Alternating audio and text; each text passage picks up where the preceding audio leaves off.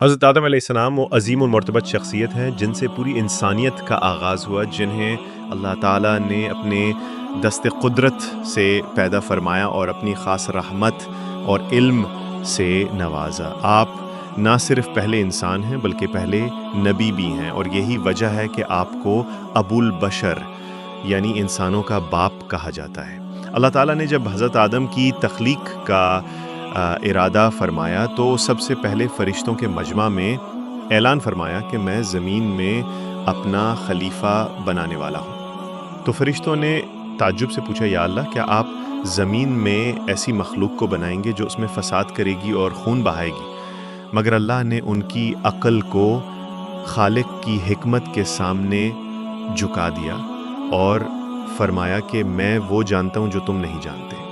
یہ اعلان نہ صرف تخلیق آدم کا اعلان تھا بلکہ یہ انسانیت کے اصل مقصد حیات کی بنیاد بھی تھا کہ انسان زمین پر اللہ کا نمائندہ ہوگا، بندگی کرے گا، عدل قائم کرے گا، علم پھیلائے گا اور توحید کا علم بلند کرے گا۔ اللہ تعالیٰ نے حضرت آدم کو مٹی سے پیدا کیا، جیسا کہ قرآن میں فرمایا گیا، ہم نے انسان کو سری ہوئی مٹی سے پیدا کیا۔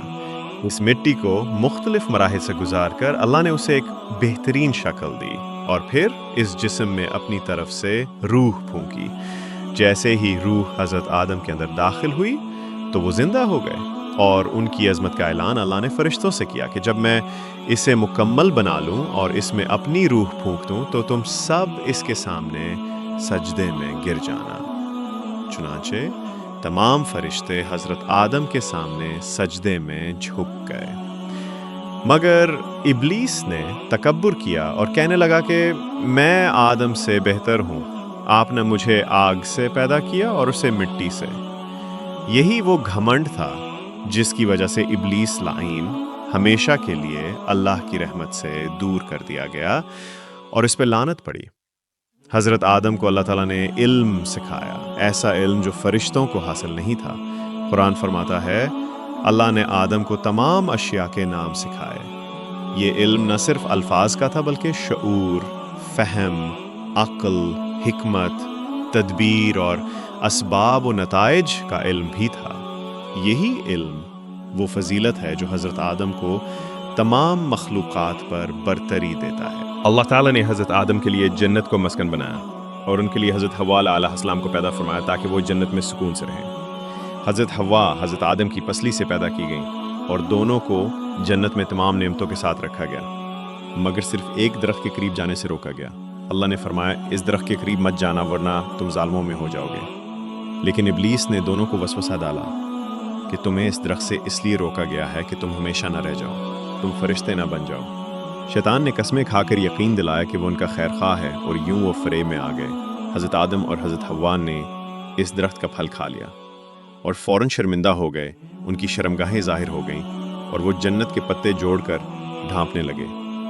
اللہ تعالیٰ نے ان کو جنت سے نکال کر زمین پر اتارا اور فرمایا، تم سب زمین میں اترو، تمہارے لیے ایک دوسرے کے ساتھ دشمنی ہوگی اور ایک وقت تک تمہیں زمین پر رہنا ہوگا۔ حضرت آدم اور حضرت حوا نے زمین پر آ کر سب سے پہلا کام یہ کیا کہ اللہ سے معافی مانگی۔ انہوں نے دعا کی، اے ہمارے رب، ہم نے اپنی جانوں پر ظلم کیا، اگر تو ہمیں معاف نہ کرے اور ہم پر رحم نہ کرے تو ہم نقصان اٹھانے والوں میں ہو جائیں گے۔ اللہ تعالیٰ نے ان کی توبہ قبول کی اور ہمیں یہ سبق دیا کہ انسان اگرچہ خطا کار ہے مگر اللہ کی رحمت سے مایوس نہیں ہونا چاہیے۔ حضرت آدم زمین پر اللہ کے پہلے نبی بنے اور انہوں نے اپنی اولاد کو توحید، عبادت، حلال و حرام، علم، اخلاق اور معاشرت سکھائی۔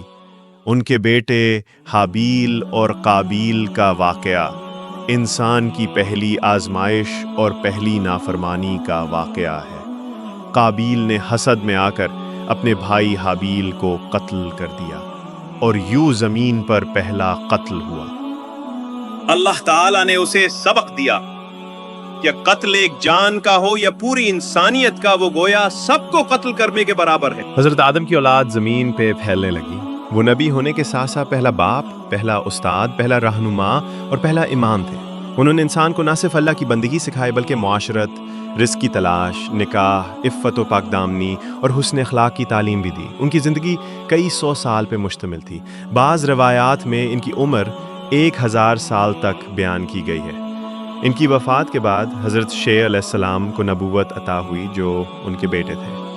حضرت آدم نے اپنے وقت میں انسانوں کو شیطان کے فریب سے خبردار کیا، جنت کے قصے سنائے، توبہ کی اہمیت بتائی اور توحید کی شمع روشن کی۔ ان کی زندگی کا ہر لمحہ انسانیت کے لیے رہنمائی کا پیغام ہے۔ قرآن میں مختلف جگہ حضرت آدم کا ذکر آیا ہے، جیسے سورہ البقرہ، سورہ الاعراف، سورہ صح اور سورہ طٰ، جہاں اللہ تعالیٰ نے ان کے قصے کے مختلف پہلوؤں کو بیان کیا تاکہ انسان اس سے سبق سیکھے۔ حضرت آدم کی زندگی ہمیں سکھاتی ہے کہ انسان کو تکبر نہیں کرنا چاہیے، اللہ کے حکم کی خلاف ورزی نہیں کرنی چاہیے اور توبہ کا دروازہ ہمیشہ کھلا ہے۔ ان کی سیرت ہمیں بتاتی ہے کہ انسان اشرف المخلوقات ہے، مگر جب وہ اپنے نفس اور شیطان کے پیچھے چلتا ہے تو وہ پستی میں گرتا ہے۔ حضرت آدم نے ہمیں علم کی عظمت، توبہ کی طاقت اور بندگی کی حقیقت سکھائی۔ ان کے ذریعے اللہ نے زمین پر نبوت کی بنیاد رکھی اور یہی سلسلہ حضرت محمد صلی اللہ علیہ وسلم پر مکمل ہوا۔ ان کا ہر عمل، ہر دعا، ہر فیصلہ انسان کے لیے ہدایت ہے۔